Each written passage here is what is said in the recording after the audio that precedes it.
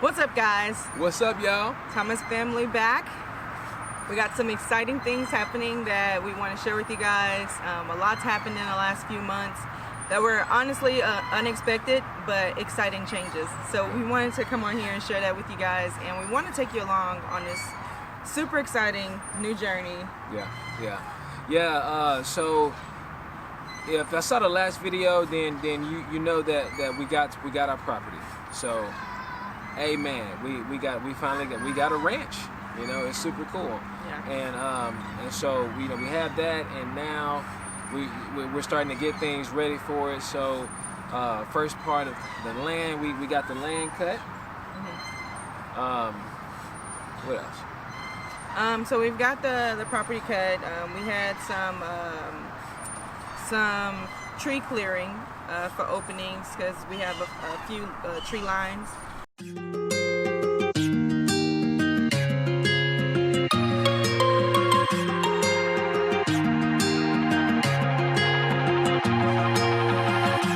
Looking past my reflection, thinking about what you mentioned.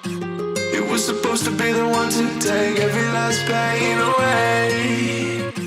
Nothing on our loving, maybe time told us that we were different. Don't get scared now. Woo! This is how I feel when you be picking me up. Yeah, keep it tilted back. All right, yeah. Okay, we ain't going over the trees. We ain't making it. No, we ain't making it. Come on down. Oh my gosh! Stand up. Nope.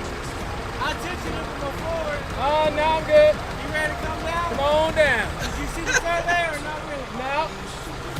You can't see past the trees. Oh. Don't pee your pants.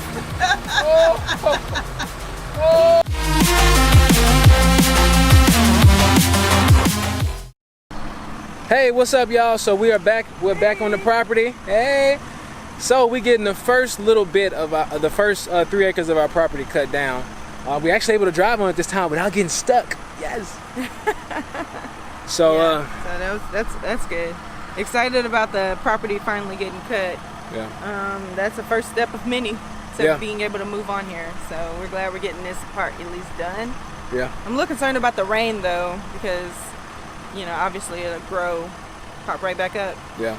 Yeah. We're supposed to get a few days of rain this week. But we wanted to at least get the first initial cut. The good thing, so what we noticed, like our neighbor got his property marked off, and so then we can see we got lines over there. You can't really see it, but you'll see it. But that's our guy over there getting it cut, Mr. Lozano. We're gonna make sure we plug him in here because he's doing a great job. He's been fantastic. He pulled us out of this mess, and then he came out and got our grass cut. He did pull us out. And then he's tearing down some stuff for us. So he's been a true champion. So Lozano Towing, Lozano Land and Clearing, we appreciate you. We got you plugged in here, brother. Yeah. But yeah, this is the property, y'all. See it?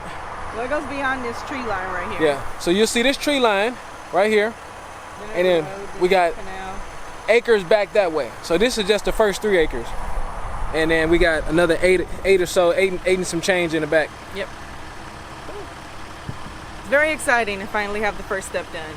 Yeah, it's been a long time coming. Now let's get into the other stuff, the other side of the property. The property is beautiful, When we cut the grass, it really. I just woke it up. Yeah, it made it just seem all real, Like at first when you're kind of looking out and you see all the grass and you see where your property's supposed to be, and you cut the grass, you're like, wow, this is my stuff. You know what I'm saying? And we're like, wow, this is our property. And then it'd been nice if we could have got the rest of it cut, but we got the front part of it cut, and we got a lot of acreage up front, which is pretty cool. It's pretty good. And so we're like, wow, man, this is our property. Yeah. This is ours, and we're gonna be able to. Hold on, buddy. Sure. This is our property, and now we're getting ready to start a whole new journey. A whole new journey of this thing. And we're excited. We're talking about some of the things that we want to do. Some cool products that we want to bring to you guys when we get fully established. So it's exciting. So exciting. So Part of the plan is I'm just gonna tell them. Okay. So we're just going to put together a small farmer's market, selling honey and eggs starting out, and maybe some seedlings. Oh, hold on, somebody has to go to the potty. Now we're gonna do tiny home living in our RV, while gardening, building out a farmland, a homestead. We're definitely gonna have some chickens, maybe some ducks, and definitely some bees. We're gonna bring our first round of products, to everyone. So we're gonna do the honey. So we have some honey. We're gonna do chicken eggs, and then we're also going to sell seedlings as well. Yeah. So, we're noticing that there's a lot of plants that people are looking for that we honestly like anyway. Yeah. And so we're like, okay, well, we're gonna learn how to create seedlings with them, and sell them. Yeah, tell 'em. And we'll teach y'all how to do it too, because it's actually pretty easy. Yeah. I think Angel already did one Yeah, with a tomato plant, right? Yeah, I was experimenting out, and I've actually done it with 2 plants. So super excited about that. And I've also bought clippings that somebody else grew, Yeah. clipped, and sent to me, and it's a really good thriving plant, and it'll serve me years from now. Yeah. So I want to offer that up to other people, because why not grow your own food? Yeah. If you're gonna put a tree in your backyard, why not grow food on that tree? Absolutely. How exciting is that? Absolutely. So that's something that I want to give back and offer up to the world. Yeah, I mean, because again, this is all about sustainable living, right? It's all about wholesome. I missed the trash can. It's all about wholesome, full-scale, 100% sustainability living. What we found traveling is that we get it's between buying all the food, that's expensive. But then, we just realized that as we ate more healthier, we felt better. We felt healthier. We started getting back closer to God, right? Closer to nature. And so in getting back closer to God and closer to nature, I think the biggest realization that we had was when we went to Big Bend National Park. And so at Big Bend, that they gave us some salve for mosquito bites. We paid $8 for a tin of salve that was this big, this flat. Yeah. The tin was flat and like the size of a quarter. Yeah, and it was creosote salve. And so we was like, man, creosote salve. $8.99. Yeah, and we was like, man, it's expensive, but what's that? And so we learned what it was and found out the benefits of it. And so when we did that, we said, all right, well, we found some creosote on one side of the highway when we was traveling, and we got the creosote, and then did the whole Victor, turn around, Victor. Oil infusion. Yeah, we did the oil infusion, and then boom, we had creosote salve. Creosote salve. A whole jar of it for nothing. Or we spent money on the oil and that was it, Yeah. And we was like, wow, and then we used it and it worked. Also. Yeah, we used it and it worked. Yeah. And so then what we realized is like, man, We can grow our own medicine. Yeah, we can grow our own medicine. So we can grow our own medicine. We can grow our own food. If we can live off grid, then we have a full sustainable living. Yep. So if we just need to have some land to park on, we just get some land to park on and then build this sustainable living. Yeah. And it was freeing. And then, COVID hits and you see people having all these issues with food. Food shortages. And this is something that God placed in our heart when we started traveling. We're like, hold on, man. This is something for real. Yep. We need to get to 100% sustainable living. Even if we still want to travel. Yeah. That doesn't matter. We need to have a place to call home. Absolutely. So that we can, if we need to, go into full throttle homesteading. Yeah. Which is what we're planning on doing right now. Yeah. and so, if we can start teaching you the stuff that we're learning as well, then we can create this environment, this network of sustainable living. And we'll realize that God does it the best. And so if we eat food that's not polluted with GMO, this was all a part of our vegetarian journey when we first started, Yeah. What was getting away from all of the processed food, all of the processed heirloom food, Which we've all that totally stuff. gotten off track of, and we need Absolutely. to find our way back too. Absolutely. Because we were the healthiest we've ever been when we did that. Yeah. So Yeah, and so that's what we're doing. So we're going back to Eden, baby. going back to Eden. Going back to Eden, and we're going back to what works. And what works is God's way. And if God wants you to eat, good wholesome vegetables, if He wants you to eat good wholesome meat, right? Like we're not anti-meat. We're anti the process, but we haven't ate meat in so long it doesn't matter no more. Matter to us anymore. So, but we're not anti don't eat meat, but eat the right meat. If they telling you that is it's homegrown, grass fed, man, don't believe it. They can't do that on a mass scale. That's a lie. But if you have a friend who literally processes his own cows, that's different. Yeah. You know your friend's process from beginning to end. That's your friend. You know them personally. That's different from going to the grocery store and it has a label on it. You don't know what their definition or what the FDA even approves to be that. Yeah. Yeah. And it could be, free range, but they get, this big of a space instead of this little. Yeah. Free range may be okay. Instead of the cage being 2 feet, the cage is 10 feet, but you still got 50 million chickens in one spot. Yeah. They got 2 inches to walk, so now they're free range. Like, the government is going to try their hardest. Every government agency, every lobbying agency is going to try its hardest to make money for the people that they're lobbying for.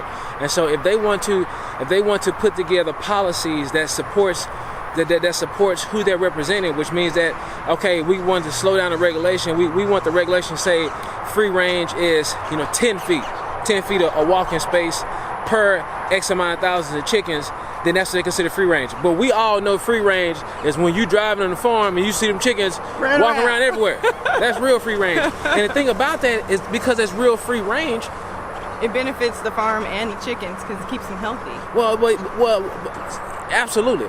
And like the part is too, so when you see those 10 chickens walking around on 3 acres, you know they're free range. So you know they can't do that with 1 million chickens. That's true. You see what I'm saying? Like, that's the whole thing. And we want to get back to eating. Get back to the way God wants us to eat, the way God wants us to live, which is trusting Him at all times, eating the diet that He wants at all times, which is the healthiest, most pure diet for you. He didn't condemn you for eating meat, but He did want you to eat meat the right way. And so, again, we're not condemning people for eating meat. We're saying, that there's better ways to eat it than commercialized processes. And so if you can get back to uncommercialized ways of eating it, that's probably going to benefit you the most. Yeah. And support your local farmers. You know, like these guys raise cattle. They're doing this stuff. They're raising meat, poultry, all these different things. If you want to eat it, then at least reach out to a local rancher, a local person who does this, and that way you know what you're eating. Yeah. And you might be surprised they might not charge you an arm and a leg. Yeah. You might even get a better deal than a grocery store. What's up, y'all? So definitely, take that into consideration. Yeah. So, that's how it is. That's what we're doing. So we want to encourage you guys to do the same thing. And it doesn't, this not an overnight thing, right? This was a year. For us, the diet was years in the making. Now moving to sustainable living, it's still gonna be further years in the making. And this is even the thought to even do this has been for years. Yeah. We're just now finally pulling the trigger on it. Yeah. And we have visions and aspirations for the property that we're buying that we know will take us some time to do. We're not gonna do it all in one day or 1 week or even 1 year. Yeah. This is a process that's going to be literally a journey because we're city kids. Yeah. I'm from Chicago. We grew up in the city of Houston. Yeah. We've always lived in big cities. I mean, we've moved to small towns for like a year and max, 3 years. Yeah. But for the most part, we've always lived in a big city. Yeah. So this is definitely different for us, and we've never really even went out of our way to grow our own food. Yeah. I mean, I think Roland tried to grow a mango tree once. Yeah. Well, a few times. Then they got taken it. Then they got stolen in college. Somebody stole it. I think I've grown some succulents before. I've never grown anything. I think I've grown. I tried to grow potatoes once, and I grew one tomato one summer. Yep. One tomato, and Victory took it when she was like 2, and she wouldn't let me have my tomato. I have to, maybe if I'll find a picture and we'll put it in here. Yeah. This is the cutest picture ever. She's like 2 years old and like holding the tomato away from me, and she did not give it back. Yeah. She slept with that tomato. That was funny. She loved that tomato until it was all soft and nasty and nobody wanted to eat it. Then I finally was able to throw it away. Yeah. Yeah, so that's what this is all about, y'all. You know, again, it's getting back to eating. It's getting back to the wholesome food. It's getting back to 100% sustainable living. And so whether you do it 25%, 50%, 75, 100%, you know, start doing it. Start with one plant. Yeah. You know, start messing up so you can learn how to not mess up. Absolutely. You know, so if you start, you know, growing 25% of your diet, growing 50% of your diet, 75% of your diet, I mean, you're gonna be healthier. Period. You know, you're gonna be healthier. Period. So that's the goal. So you know, hopefully y'all can see that when we show you the pictures. It's gonna be so exciting. We'll show you the pictures. We'll show you some of the clips from the property. Hopefully it gives you an idea. I think most of it you're gonna see is off the front part of the property, which is about 3 acres. Yes, three point Yeah, something. about three something and some change. And then the back side is another eight something acres. And so you know, we got plenty of room to grow. You know? So excited. So excited, y'all. So excited. So Oh my goodness. it's gonna be good stuff. Yeah, it's gonna be amazing. But right now we're on a family walk, and we'll keep on walking. So love you guys, and we will see y'all in the next video. Thomas Family Life.